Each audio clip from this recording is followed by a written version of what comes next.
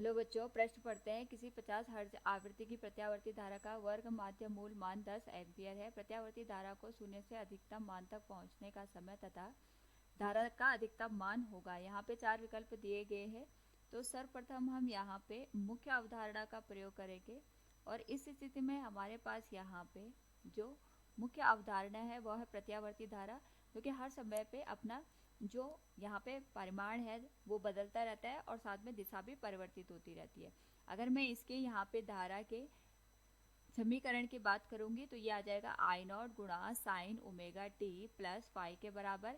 यहाँ पे हमारे पास जो आई नॉट है ये हमें ये बताता है कि हमारे पास जो प्रत्यावर्ती धारा है इसका अधिकतम मान क्या होगा, और यहाँ पे हमारे पास जो ओमेगा है ये हमारे पास कोणीय जो वेग होता है उसको प्रदर्शित करता है, जिसको हम 2 पाई इंटू एफ से भी यहाँ पे प्रदर्शित कर सकते हैं। एफ यहाँ पे हमारे पास जो आवृत्ति है उसको प्रदर्शित करता है। प्रश्न में हमारे पास वर्ग माध्य मूल मान दे रखा है 10 एम्पियर के बराबर।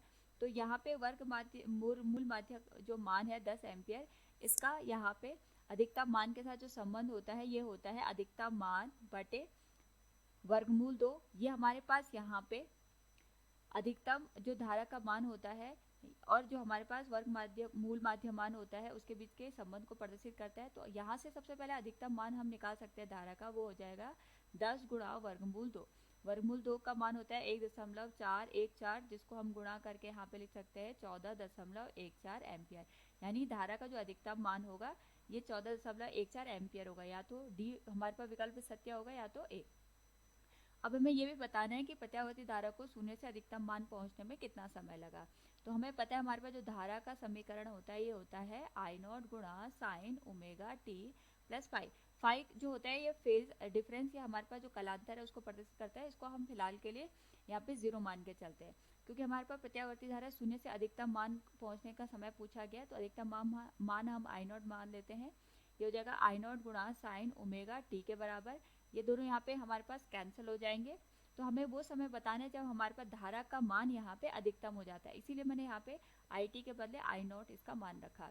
अगर 3/4 होता तो हम 3/4 अधिकतम मान का लिखते, या फिर हमारे पास 1/4 पूछता। तो इस तरीके से हम यहाँ पे जितना भी समय पे हमें धारा का मान निकालना होता है उसको यहाँ पे प्रतिस्थापित कर लेते हैं। तो हमारे पास साइन ओमेगा टी का जो मान है वो 1 के बराबर आ गया। अब यहाँ से हमें ये बताना है कि हमारे पास किस समय पे जो हमारे पास धारा है वो अधिकतम मान तक पहुंच जाएगी। दोनों साइड अगर हम यहाँ पे साइन ओमेगा टी है, इसको मैं यहाँ पे साइन पाई/2 से प्रदर्शित कर सकती हूँ। उसका मान 1 के बराबर होता है। अगर हम दोनों मानों की तुलना करेंगे तो ओमेगा टी का जो मान है वो पाई/2 के बराबर हो गया। ओमेगा होता है 2 पाई इंटू एफ गुणा समय बराबर पाई/2 के बराबर। पाई से पाई कट गया। हमारे पास आवृत्ति 50 हर्ट्ज के बराबर दे रखी, तो ये 100 के बराबर आ गई और ये आ जाएगा 1/2 के बराबर। तो जो समय का मान है ये आ जाएगा 1/200, जिसको हम यहाँ पे 0.5 गुणा 10⁻⁻2 सेकेंड लिख सकते हैं। तो जो हमारे पास यहाँ पे समय होगा ये हो जाएगा 5 गुणा 10⁻3 सेकेंड। तो दिए गए प्रश्न से हम ये कह सकते हैं कि हमारे पास अधिकतम मान पहुँचने में जो समय लिया जाएगा वो 5 गुणा 10⁻3 सेकेंड, और यहाँ पे अधिकतम धारा का मान 14.14 एम्पियर आएगा। तो हम कह सकते हैं विकल्प डी सत्य हो जाएगा। उम्मीद है आपको समझ में आया होगा। धन्यवाद।